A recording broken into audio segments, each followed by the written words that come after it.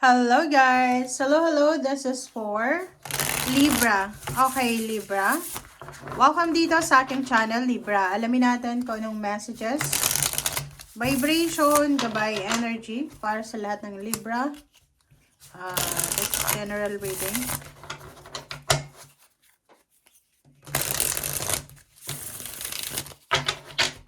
Alright, so Libra. First card natin is King of Pentacles. January, February, Two of Wands. March is Six of Cups. April is Ace of Pentacles. May is Eight of Cups. June is Three of Cups.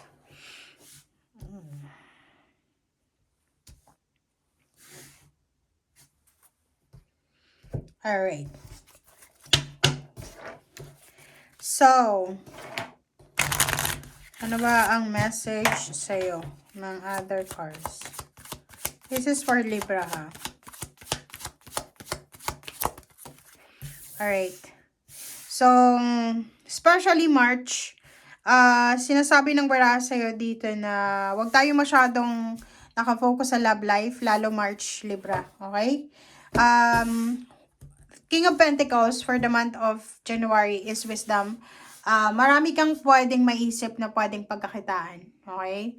Pagdating ng February, Two of Wands, medyo maguguluhan ka dito kasi sa dami-dami mong iniisip, sa dami-dami mong plano, sinasabi ng bara sa'yo dito na pwedeng ma-stress ka or pwedeng magkaroon ka ng maraming mga point of views na maguluhan ka. Okay? So, this is the Two of Wands.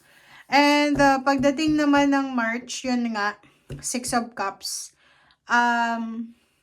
Mag-iingat tayo sa mga habits natin, financial habits na pwedeng naging rason kung bakit tayo naghirap financially or baka naging rason kung bakit tayo naghirap sa buhay. Okay? So, sinasabi ng bara sa'yo dito na pagdating ng March, we need to be careful sa mga bagay-bagay na gusto nating simulan. Yung iba sa inyo, halimbawa nalugi na kayo sa business few years ago, gusto nyong balikan yung business na yan, make sure na maging prepared ka, handa ka sa kung ano man yan na babalikan mo. Okay? And another one is Ace of Pentacles. Pagdating ng April, may iba sa inyo dito pwedeng makakuha kayo ng bagong business ideas, bagong trabaho, inspiration, motivation para sa financial. And May is Eight of Cups. Yung Eight of Cups dito is all about your attention. So, sinasabi ng bara sa'yo dito na pagdating ng May, maraming mga distraction na pwedeng ma-encounter ka. So, pwedeng ma-distract ka ng mga kaibigan mo, ng kapamilya. And wag na wag kang papayag. Okay? And pagdating ng June is Three of Cups. So, there's a celebration. Maybe there's a parang wedding anniversaries, or pwedeng meron ditong promotion, salary increase, or anything na victorious. Alright, so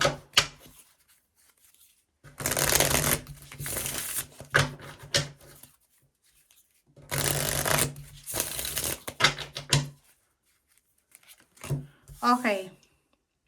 Kindness. Reversed na Six of Pentacles. Okay, etong July, kung makikita mo dito, sinasabi ng bara sa'yo na you need to be kind to yourself. Ano ibig sabihin yan? Iwasan mo sa July, Gemini, yung pagiging workaholic. Okay? Kailangan mong bantayan ang sarili mo. Ibig sabihin, prioritize your health, your emotion, your well-being. August is reverse ng Six of Pentacles. So, pagdating ng August, since July pa lang, sinasabi na bantayan mo ang sarili mo. Pagdating ng August, connected siya sa July na sinasabi sa'yo na kailangan mo daw magdahan-dahan. If you are super generous, yung palagi kang nagbibigay, sinasabi ng bara sa'yo dito na August pa lang, iwasan mo na yung sobra-sobrang pagbibigay. Okay?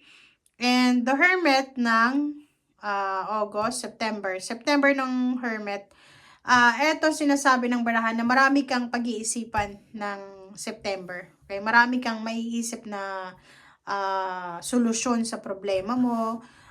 Marami kang gustong hanapin. Ang dami mong issue this year, especially September. Marami kang hahanapin. Like for example, sa asawa mo, hahanapan mo yung sweldo, or sa trabaho, marami kang demands, ganito.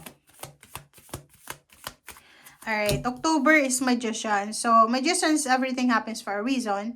There's a power. So, sinasabi ng baraha, lahat ng gagawin mo, lahat ng papasukin mo ng October, ay magiging maganda, magiging maayos. So, sinasabi ng baraha, you will have so much power, you will have so much energy para dyan.